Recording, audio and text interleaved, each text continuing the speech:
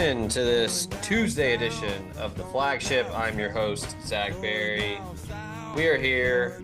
Grayson Weir is in the building. We're going to talk Ole Miss baseball. What a weekend. Just Friday night was a tough scene, and then Saturday looked like it was going to be a double dose of that. And Ole Miss, Undertaker gift came out of the coffin and woke up, pulled it out of the fire, and then Sunday it was just fun. Sunday was just a beatdown. I believe it was the largest win over Mississippi State in a baseball game since 1960. So, pretty big deal. Grayson, good morning. Welcome in. Good morning. Tuesday, special teams, special players. Look, okay, Ole Miss is 20-16 now as we record this. I believe they have a midweek game on Tuesday. I do not know who it is against. Arkansas State. Arkansas State. Is it Oxford or are they going to Jones and Boogie? It's in Jonesboro. Hell yeah. Chance for revenge. We would have thought we'd be saying revenge game for Arkansas State. What is this, the Kyler Carmack game? Yeah. So 5-10 in the SEC. So yeah, long way to go. But look, huge opportunity for Ole Miss to just quit and pack it in on Saturday. Not one, but two go-ahead home runs in extra innings by Mississippi State. And it would, show some resiliency, show some toughness, show some little bit of mental fortitude, if you will. Good on Ole Miss for fighting back. I mean, this season has not gone the way the team had wanted. I had some reservations before the season, but on paper, the portal additions were nice. Andrew Fisher's, depending on what service you look at, he's a top 5 third baseman in the country. Trayson Hughes mashed at Mercer. Jackson Ross did the same at FAU. The pitching wasn't as flashy on paper, but solid. Again, I keep coming back to it, Grayson. Any team, I don't care who you are. I don't care if you're Vandy. Well, Vandy might be an exception because it's Vandy. Arkansas, A&M, UCLA, Stanford, you name it, Wake Forest, any team that loses its Friday and Saturday starters is going to have a rough go of it for a little bit. Yep. I don't know. What you think of the weekend? I'm not going to go as far to say, oh, they figured it out. Like all the problems are fixed. I don't think that's the case. But nonetheless, first series win over Mississippi State in 9 years is a big deal. Yeah, it's pretty crazy. I was John Macon Gillespie, shout out JMG. He was one of my guys who worked under me at the DM in college, and he said he tweeted something. He was like, Ole Miss hadn't beaten Mississippi State since he was a sophomore in high school or something like that. I was like, whoa, okay. That really put things in perspective for me at least. And it was like, wow, I was a sophomore in college, I guess. And it was good. I mean, yeah, I'm not going to say that this team's figured it out. I'm not going to say that this team this is, the solution. I'm actually going to go ahead and kind of almost swing the pendulum in the other way and say that this weekend was gritty. The wins were awesome. Don't get me wrong. But I think there were a lot of problems that were exposed and certainly on Friday. Saturday, there were some obvious issues with pitching, although Liam Doyle, 9 strikeouts is pretty good. And then Sunday was just gritty. So I'll give credit where credit is due. This series win was awesome. To beat State the first time in 9 years is fantastic. But I saw Caleb Sailors, I think is how you say his last name. He said something to the extent of the gratification of winning this series against Mississippi State should outweigh the suboptimal play during the SEC for Ole Miss fans. I'll speak on my behalf. I don't know about others. I personally, that's not the case for me. I understand the thrill of winning against Mississippi State. I understand how important that is for a program. I understand how important that is for a fan base. However, it doesn't really outweigh the other struggles for me. It's a nice, okay, great, bragging rights. You got the Egg Bowl. You got, I think they split basketball. You've got baseball now. You won the year. Great. That's awesome. We love it. It doesn't change the fact that this team has not been good for the rest of the year and did not really show, I would say didn't show that they can compete on the highest level. And even in this series that they did win against a good Mississippi State team, there were a lot of struggles. I mean, it took 12 innings to beat them on Saturday. Sunday Yeah. is a different story. Sunday was awesome. Um, but it took 12 innings to beat them on Saturday. You got shut out on Friday. There were concerns there. 10 allowing 10 hits to Mississippi State. That's gonna be a problem if you once you face even better teams. Luke Hale continues to like be extremely frustrating at the plate. And but then on the flip side of things, there are positives, right? So you have to be excited about the win. You have to be thrilled that this team beat Mississippi State, but I don't think you can say, all right, this is now a competitive team that has a real chance of making a deep playoff run or postseason run because they don't. I think we would be remiss if we didn't give a shout out to Mason Nichols. For sure. Big part of the title run was big in relief. Um, Outstanding on Sunday. I think at Fantastic. one I think at one point it was 10 or 11, I think it was 11 straight retired. Um, and 4Ks. Um, I think he had 61 of his 83 pitches were strikes. It was just an efficient outing. And, maybe he has a spot in the rotation now. Um, 2 runs, only one was earned. It's hard to take away a spot in a rotation when you go out and pitch like that. At this point, yeah. Yeah. I think Ole Miss is basically in the spot where it's like, all right, if you have one good outing, you're there until you have a bad outing. Hmm. Um, but yeah, I think that was big. Coming out, setting the tone from a pitching standpoint, and then the bats did the rest of the work. 14 runs. You had the walk-off 2-run bomb to end it. It was It was just, awesome. yeah, it was just a tour de force on Sunday with the offense. So, yeah, I would love to see this Ole Miss team build on this and try to scare some folks down the stretch. You still got A&M looming, who is now, I believe, the #1 team in the country. Um, LSU, wow, the curse of the title continues as apparently in the SEC, if you win a title in baseball the following year, you will not be good. So I heard an interesting take on that, and it makes a lot of sense. These teams that are winning the national championships, Mississippi State, Ole Miss, LSU, one, two, three, those teams were really old. They had a lot of seniors, they had a lot of veteran bats for the most part, and a lot of important, Tim Elko graduated. Mississippi State, most of their lineup left the year later. LSU, if Paul Skeens is on this LSU team, it's a completely different story. So it's an Yeah, interesting how people are saying it's this curse, and it is because it's fun to say that it is. But when you really look at it, like these teams that are winning it all have these deep lineup of veterans and deep bullpens and deep pitching staffs of veterans that then go and leave for the pros. And then it's like, okay, now we have to rebuild and start over. So I think the I 1 year curve makes sense. the LSU one is more interesting to me because of the supposed NIL, Yeah, war chest, the Marucci deal, the sure. Marucci, collab that LSU has is a pretty good thing to have.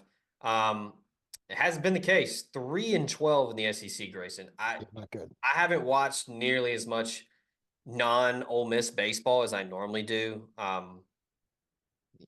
Having tiny humans who leech off of you and don't have jobs. Uh, those being around the house makes it difficult. Because I'm normally like I'll watch a midweek game of Auburn versus a directional school. Mhm. But yeah, so I haven't had a chance to watch a ton of non Ole Miss baseball, but I've been hearing people are like, man, LSU sucks this year, and then I finally looked at the standings and I was like, good God, because 3-12 is shocking. I don't Yep. care. Oh, I agree. Yeah, I mean LSU will have down years in baseball. Everybody does, but LSU is LSU. Like this is an Ole Miss podcast, but give credit where credit's due. It's a juggernaut of a program. It's a top 5 program in college baseball. Um, it's shocking to see that LSU across the chest and then 3-12 in the SEC next to each other. I mean, that's wild. I mean, Arkansas and A&M appear to be the class of the SEC West right now. They're tier 1, and then it's a fall off. You've got Mississippi State 7-8, Alabama 6-9, Ole Miss 5-10, and then you flip it over to the East, and the surprises continue, Grayson, because you've got Kentucky 13-1 in the SEC.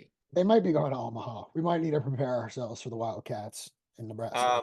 They may need to dial back the Mark Pope NIL money, and they might need to pay Nick Mingione more money because somebody's going to come calling. Because I don't care how good you are, Kentucky, it's Kentucky. It's still a basketball school.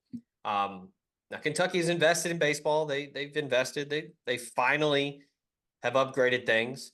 But yeah, I mean, what a start to the year for Kentucky. And then you've got Tennessee, which, oh, by the way, Tony Vitello has still got a machine up there on Rocky Top. And then Vandy just humming along, 26-10 overall, 8-7 in the conference. South Carolina right there, 8-7. The East is pretty stacked this year. Yeah. Georgia's got a guy that I am 1000% convinced heats up his bat. He got some kind of cheat code over there. I mean, have you seen the numbers? Yeah. Like, I can't think of his name right now. Charlie Condon, 482, 12 doubles, 24 home runs, 52 RBIs, slugging over 1,000. It's crazy. But yeah, I mean, it's good to see a little bit of parity in the SEC. It was always like the same four programs dominating. So yeah, Kentucky being up there is fun. A&M kind of coming back a little bit. They little couple down years, but they have returned to form. It looks like under Schlossnagle. So yeah, the SEC is still fun. Still loaded in baseball. And yeah, again, it's crazy that the last three national champs have really struggled. Yeah, most definitely. And it's funny you mentioned Georgia. Obviously, Ole Miss travels to Athens this weekend. Pretty big test. I mean, the Rebs they had to win the series against Mississippi State to like have any chance making the postseason at this point, and they did. So you're still in the mix, for a regional. You're not looking at a 1 seed. You're certainly not looking at a 1 seed. You're not really even looking at a 2 seed. You're hoping to sneak in as a 3. They usually don't put, a Power 5 program like Ole Miss as a 4. Even though they might deserve it, they'll probably give it to like a Fairfield or whatever. So you're hoping to sneak in as a 3 seed, and there's hope. I wouldn't say there's a ton of hope. I think we kind of said on the last podcast there isn't any hope. I don't know if that's really changed, but there is still a window, a door cracked open a little bit, and going to Athens this weekend. And if you can shut down, one of the best bats, I'm sorry, the best bat in the country this year. That's a big start. And if you could take 2 or 3 on the road, you're still in it. So it's just about stacking wins at this point. It'll be interesting to see if Mason Nichols does get his start, which shout out, we neglected to mention too. Not only did he pitch extremely well on Sunday, he was dealing with like some shoulder issues and a sinus infection, which like, I don't know if people listening have ever had a sinus infection, but they're not fun. You're going out there, you can't think straight. You're trying to dial into the zone with like your brain pounding at you, your nose pounding. So shout out to Mason Nichols. And if he can go out and do that again, that's a really promising sign. And he said something to the extent of like he won a national championship, but he's never beaten Mississippi State. So it was a dream. So like, I'm really happy for those guys. I'm thrilled for the guys who haven't gotten that win. You got it. The monkey's off your back. Now stack some wins. Go out and beat Georgia. Take 2 out of 3, in Athens, which is not a series that you should go into expecting to lose. Going into a series against A&M, you're kind of expecting to lose and you're playing with house money. Not against a team like Georgia. You expect to beat Georgia. So go in, take 2 out of 3. 3 out of 3 would be awesome. And then you're right back in the spot where it's like, okay, a 3 seed is within reach in a regional. So I don't know. I'm pretty far out on this team and have been really since the jump. But I'm also trying to give them, the credit where credit is due, for a really good, strong home win. Shout out to the environment. Saturday and Sunday it was rocking at Swayze. So we'll see. At this point, it's like you have nothing to lose.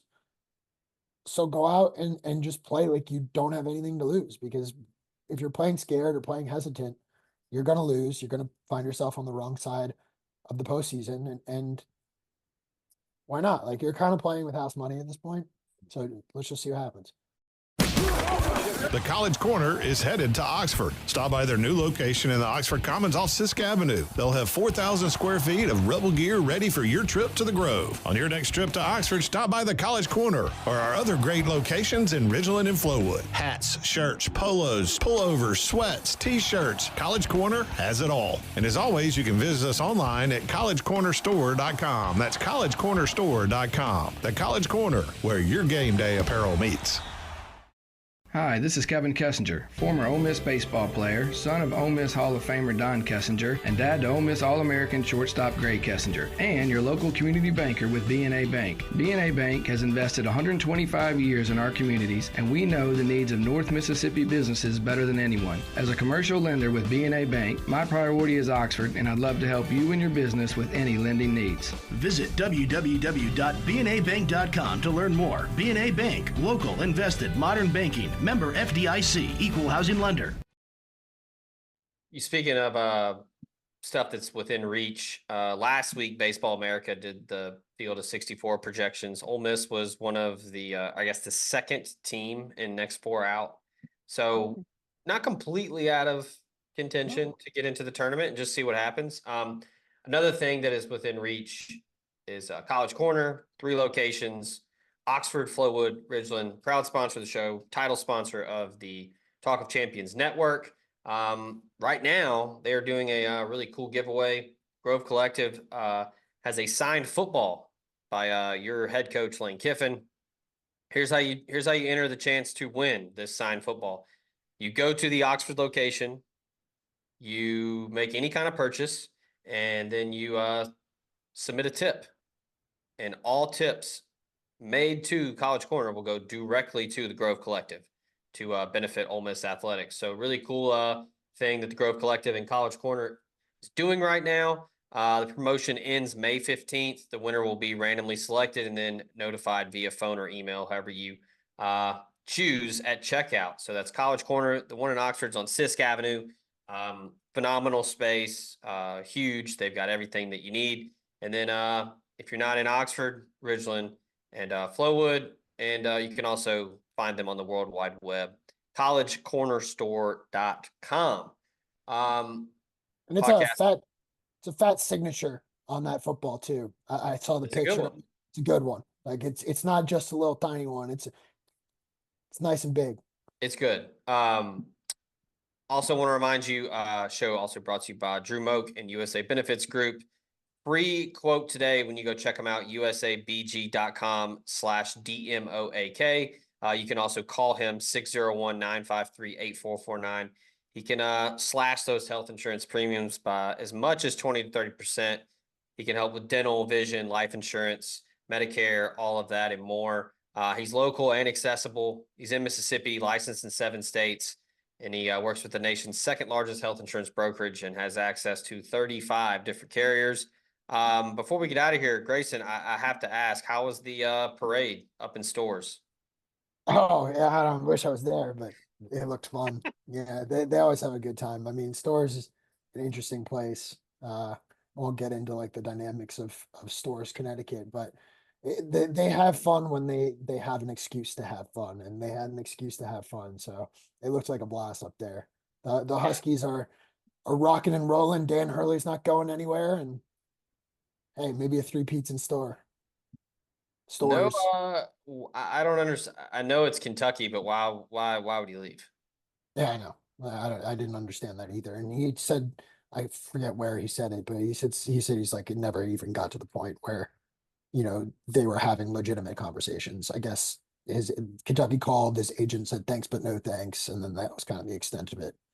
But hey, look, credit to Kentucky. They melted down on Friday when the hire was first announced. I haven't really seen a meltdown like that on Twitter X in a very long time. And then they rallied and they showed out, and the introductory press conference there in Lexington is fun. And then getting to see Rick Pitino travel down with St. John's next year will be a blast. It'd be nice if Ole Miss could get some of those games on the schedule too, because that'd be a fun non-conference game against Rick Pitino and Oxford. But He's obviously going Yeah. to Lexington first. Yeah, he's got it going up there. I have not been to stores. I have been to the Nutmeg State, but I've not been to stores. But I had someone describe it. Oh, it was our buddy Nicholas Carr, resident sicko. He was explaining it. You know, he was like, dude, like UConn basketball is like the pro team for Connecticut. Yeah, Like 100%. that's all those people live for, men's and women's basketball. So yeah, I mean, he's going to get whatever he asked for there. You know, whatever Kentucky was offering, I'm sure UConn could either match it or give him more. But yeah, Mark D'Amelio. it's the perfect situation. There's no need to leave. Plus, he's a Northeast guy. Like that's where he's always been. So, Mhm. and I mean, he's going to have a squad next year, I'm sure. Last thing is Donovan Clingan to the Grizz. It makes a lot of sense. You add another young piece. They're kind of missing that 7-footer. You traded, away your big out to where did they send Steven Adams? You send him back to OKC. I actually don't know. Yeah, I forget where they send him right now. I'm drawing a blank. Oh, the Rockets. That's right. That's right. That's right. Which shout out to Boban for the 2 free chicken. I don't know if you saw that Yeah, on that Sunday. was awesome. But yeah, I mean, it makes a lot of sense. Klingon, I don't know if he's necessarily a lottery pick in a deeper draft. I think he's got a lot of work he needs to do, but Klingon on the Grizz makes sense. You need that big presence. He's a young guy. He's athletic. He's able to run the floor. He can distribute. Like I that would be pretty cool. I think that'd be a sweet pick. Maybe can exercise the Hashim to beat demons. Probably Yeah, not. everyone knew he seemed to be it wasn't going to be a good pro. We saw that one coming. Well, speaking of seeing some things coming, I anticipate a lot of transfer portal movement this week as the window opens. You can find all of that and more at omspirit.com. We will have coverage of Ole Miss targets, Ole Miss players that enter the portal. I'm sure there's going to be some. Stay locked in. omspirit.com, an affiliate of On3. If you're not a member, join. It's only $1.